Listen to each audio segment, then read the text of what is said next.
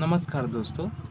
इस वीडियो में हम लोग सर्वे के बारे में महत्वपूर्ण बिंदु पर बात करेंगे जो लोगों के मन में कन्फ्यूजन होता है कि सर्वे क्या है और क्यों कराया जाता है, सर्वे कराने का कारण क्या है।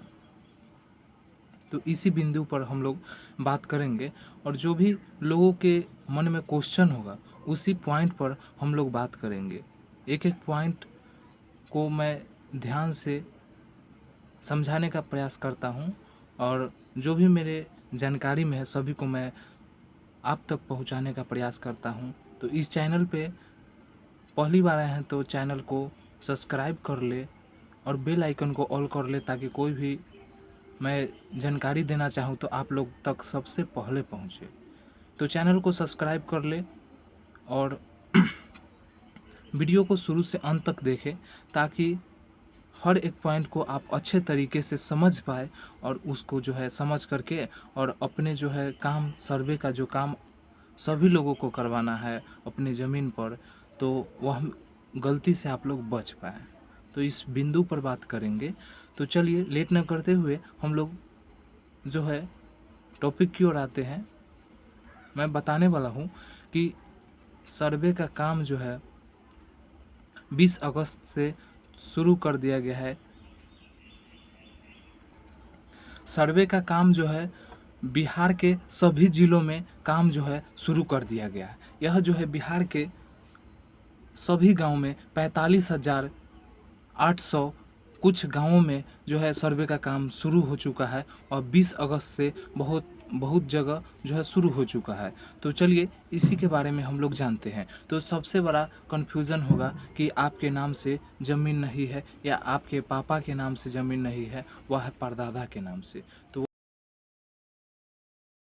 चलते हैं अगले।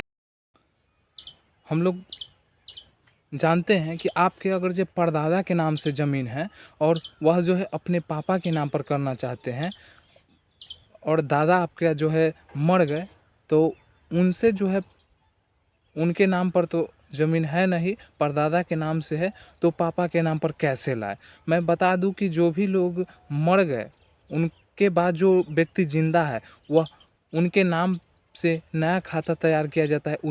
इसलिए सर्वे का मतलब ही होता है कि आपको जो व्यक्ति ज़िंदा है उनके ना वह जो है उन जितने ज़मीन का वह हकदार है सभी ज़मीनों को एक जगह एक खाता में एकत्रित करने के लिए ही सर्वे कराया जाता है। सर्वे का मतलब होता है कि आपके परदादा के नाम से ज़मीन है तो आप तक आपके नाम पर नया खाता खोल करके और उसी पर एक जगह सारे ज़मीन का जो है खाता खेसरा सभी को एक जगह आपके नाम पर रख दिया जाता है। इसी को सर्वे कहा जाता है। सर्वे में यही होता है कि नए नक्शा का निर्माण किया जाता है और जो भी व्यक्ति मर गए उनसे उनके नाम से ज़मीन जो व्यक्ति जिंदा है उनके लड़का बेटा उनके नाम पर लाया जाता है।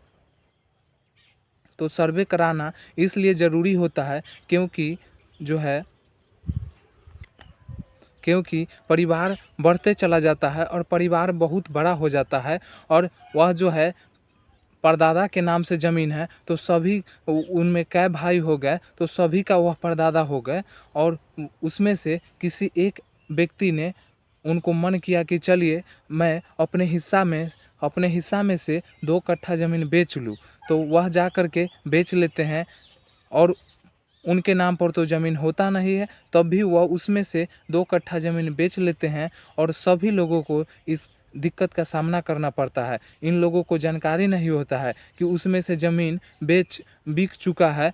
इसी के लिए सर्वे का काम करना बहुत ही ज़रूरी है क्योंकि अगर आपके नाम पर रहेगा ज़मीन उतना ही आप बेच पाएंगे। आपके हिस्सा आप दूसरे के हक को आप नहीं खाएंगे, नहीं बेचेंगे। इसलिए सर्वे करना ज़रूरी होता है। आपके नाम से कितना ज़मीन है एक खाता खोल करके उस पर चढ़ा करके रख दिया जाता है। आप नेट पर भी देख सकते हैं और ऑनलाइन या ऑफलाइन कहीं भी आप यह देख सकते हैं कि आपके नाम पर कितना ज़मीन है और कहाँ पे है।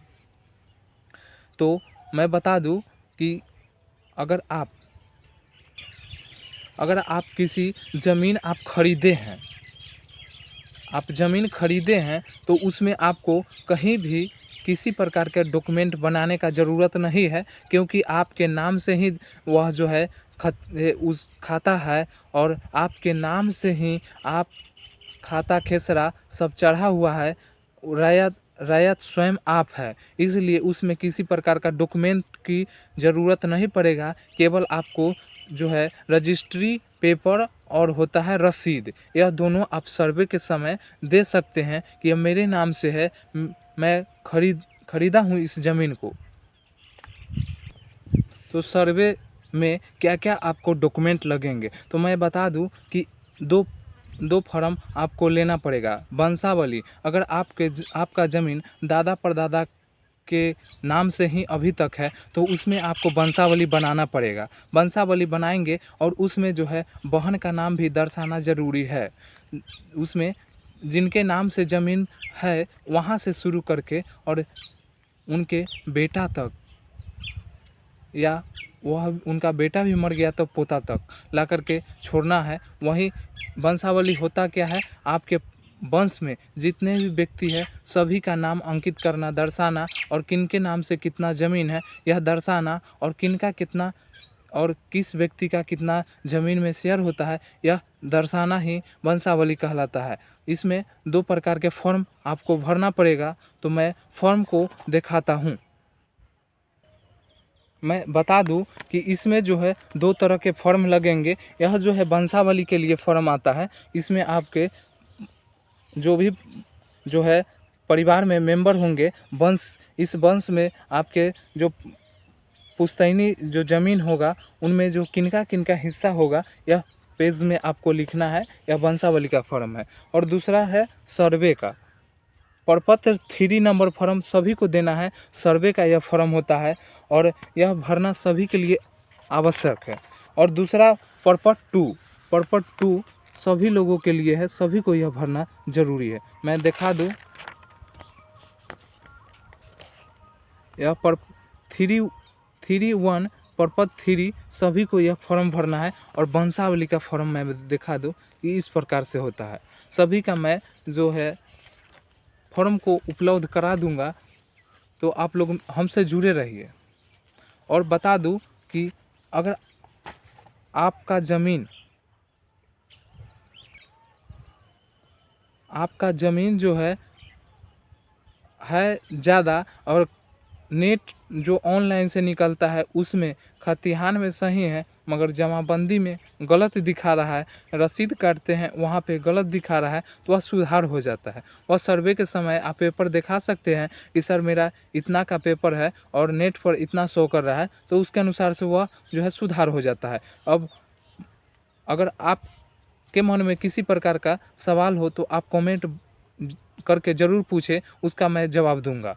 और बता दूं कि अगर आप कहीं ज़मीन खरीदे हैं और उसका दाखिल खारिज नहीं करवाया है, दाखिल खारिज यानी उस ज़मीन का दाखिल माने आपके नाम से हो कर दिया जाता है, इसी को दाखिल खारिज कहा जाता है। तो दाखिल खारिज आप नहीं करवाए हैं तो उसमें जो रजिस्ट्री करवाते हैं उस वक्त आपको एक पेपर दिया जाता है, सेल डीड जो है पेपर तैयार करके दिया जाता है। उस पर सारा जो है डिटेल्स लिखा रहता है, गवाह का कौन बेचा कौन खरीदा और सारे चीज़ उस पर अंकित होता है, कहाँ पे प्लॉट है, उसका नंबर कितना है, कितना वह ज़मीन है, सभी उसमें लिखा हुआ रहता है। वह भी पेपर अगर आपके नाम से है तो सर्वे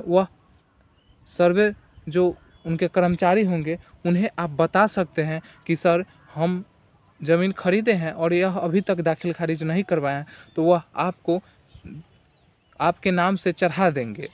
अगर किसी प्रकार का त्रुटि है तो आप इसके लिए कर्मचारी अमीन सर्वे विभाग में 3-4 प्रकार के जो है कर्मचारी रखे हुए हैं, व्यक्ति को रखे हुए काम करने के लिए, आप उनसे संपर्क कर सकते हैं। और वह नहीं जानते हैं तो इसका भी मैं बता दूंगा वीडियो के माध्यम से कि आपके पंचायत में आपका कौन है अमीन, कौन है सर्वेयर, सभी आप मोबाइल पर देख सकते हैं, उनका नंबर देख सकते हैं, उनसे बात करके आप उनसे भेंट कर सकते हैं, आप अपना काम करवा सकते हैं। तो उसका मैं एक दूसरा वीडियो में बताऊंगा। और इस वीडियो में मैं बता दूं कि आपको जो है सर्वे में आपको कहीं कुछ नहीं बनाना है। होड़ हल्ला होता है बहुत ज़्यादा कि यह बनाना है, वह बनाना है, नहीं। आपको जहाँ आपका घर हुआ, आप जहाँ के निवासी है, वहाँ का आपका आधार कार्ड होना चाहिए, आपका वोटर कार्ड होना चाहिए, आपका वहाँ का वंशावली, अगर आपके पुश्तैनी ज़मीन है, आपके दादा परदादा के नाम से ज़मीन है, तो आपको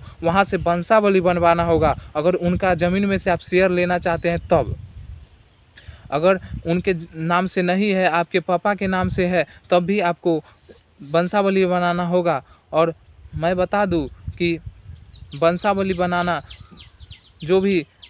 जो है पूर्वजों का ज़मीन लेना चाहते हैं, उसमें से हिस्सा उनका बनता है, वही लोग वंशावली बनवाएंगे। जो भी लोग अपना ज़मीन खरीदे हैं उसमें वंशावली नहीं बनेगा, क्योंकि वह स्वयं खरीदे हैं, उनका ही नाम से ज़मीन है, तो उसमें अपना ज़मीन नहीं अथी होता है, उसमें वंशावली का कोई ज़रूरत नहीं है। तो यह जानकारी आप लोगों को कैसा लगा? इस चैनल पे पहली बार आए हैं तो चैनल को सब्सक्राइब कर ले, और सभी जानकारी मैं चैनल के माध्यम से देता रहूँगा। आज के लिए इतना ही, धन्यवाद।